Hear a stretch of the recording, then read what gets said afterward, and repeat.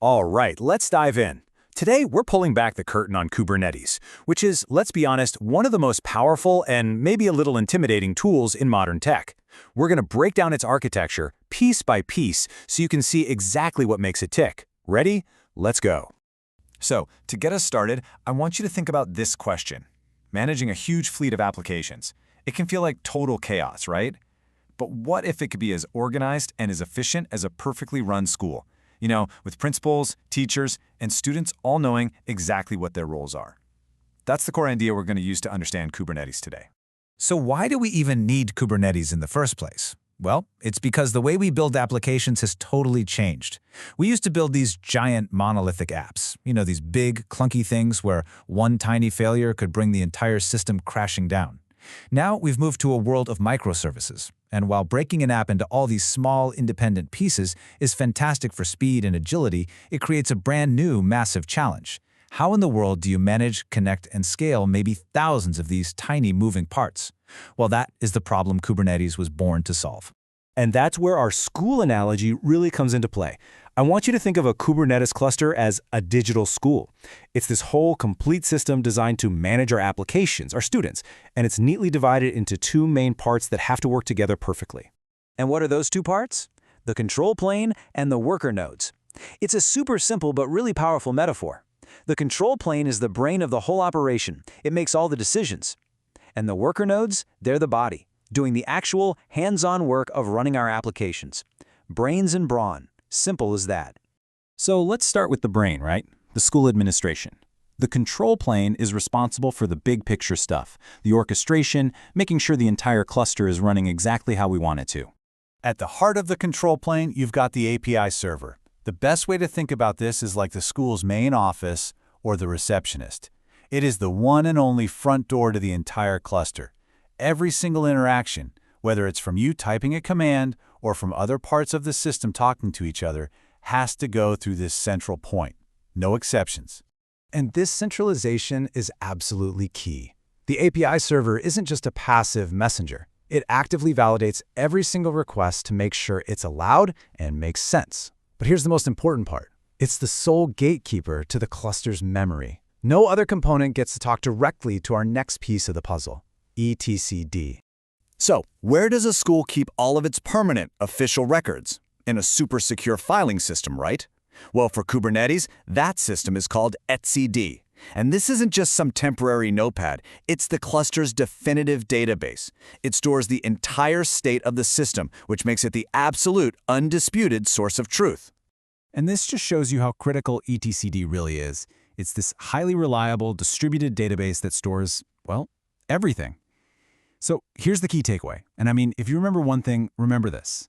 If you lose etcd, you lose your cluster's brain. It's gone. That's exactly why it's always run in a fault-tolerant cluster and backed up like your job depends on it. Because it does. Okay, so a new student, that's our application pod, shows up to enroll. Somebody has to decide which classroom they should go to, right? That is the job of the scheduler. Now, the scheduler doesn't actually run the application. Its only job is to look at the request and find the perfect worker node, the perfect classroom, to place it in. And it does this using a really clever two-step process. First up is filtering. It looks at all the available nodes and just throws out any that can't handle the pod. Maybe they don't have enough memory or CPU. Then, for the nodes that are left, it does scoring. It ranks them to find the absolute best fit. Once it makes a decision, it doesn't do the work itself. It just tells the API server, hey, put this pod on that node. Finally, in our administration, we have the controller manager. Think of this component as the school's vice principal.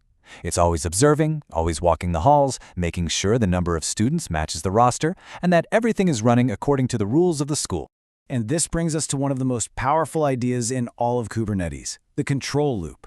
The controller manager is constantly watching the cluster, and it's comparing the desired state, that's what you've told it you want, with the actual state. If they don't match up, say a pod has crashed, the controller automatically takes action to fix it. This is the absolute magic of Kubernetes self-healing powers. You just declare your goal and the system works tirelessly 24/7 to make it a reality. All right, so we've met the administration. Now let's head out of the main office and into the classrooms, the worker nodes. This is where the rubber meets the road. This is where all the action happens, where our applications actually run and do their thing. On every single worker node, without fail, you will find an agent called the kubelet. And if the node is the classroom, then the kubelet is the teacher. It gets its instructions from the control plane, the administration, and it's responsible for managing all the pods, or students, on its specific node. You can think of the kubelet as the control plane's eyes and ears on the ground. When a new node joins the cluster, its kubelet is the one that tells the API server, hey, I'm here and I'm ready for work. It then watches for any pods it's been assigned and works with the container runtime to actually start them up. And it's constantly reporting back on the health of its node and its pods. It's a busy job. You know, every school needs a hallway monitor to direct the flow of traffic between classes. In Kubernetes, that's the kube proxy. This little component runs on every single node, and its job is to manage all the network rules, making sure that pods can talk to each other and to the outside world smoothly and securely. Okay, so for our students to actually do any work, they need some basic infrastructure, right? They need desks and chairs. This is the container runtime. It's the fundamental software on the node, things you've probably heard of, like Containerd or CRI, that actually runs the containers. Without it, our applications would have nowhere to execute. It's that simple. And that brings us, of course, to the students themselves, the pods. Now, this is probably the single most fundamental concept to really get your head around in Kubernetes. You see, in this world, you don't run containers directly. You always run them inside of pods. So the crucial point here is that the pod, not the container, is the smallest thing you can create and manage in Kubernetes. A pod can hold one or more containers that are really tightly coupled, meaning they share things like a network and storage. And here's the other big thing to remember. Pods are ephemeral. They are designed to be temporary. They can and will be replaced, which is exactly why we need those higher-level controllers we talked about to manage them. But here's the thing. Not all applications are the same.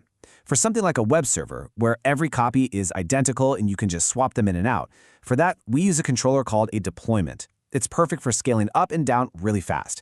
But for something like a database, you can't just treat the copies as interchangeable. You need a stable, unique network name and your own dedicated storage that follows you around. For these stateful applications, we use a stateful set. It's a really important distinction.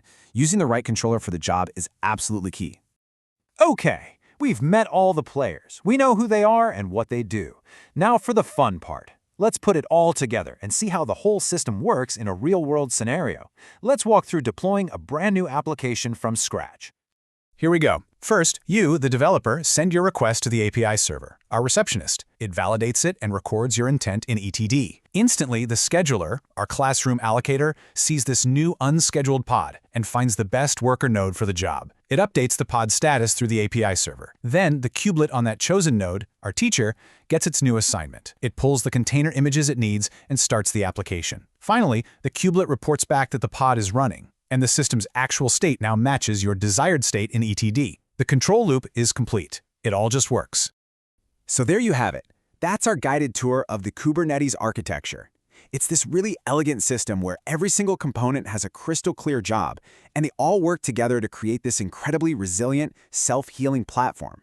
It's way more than just a container orchestrator. It's really becoming the foundational operating system for the cloud-native world, especially for the coming wave of AI. So the only question left is, how are you going to use it to build the future? Thanks so much for joining me.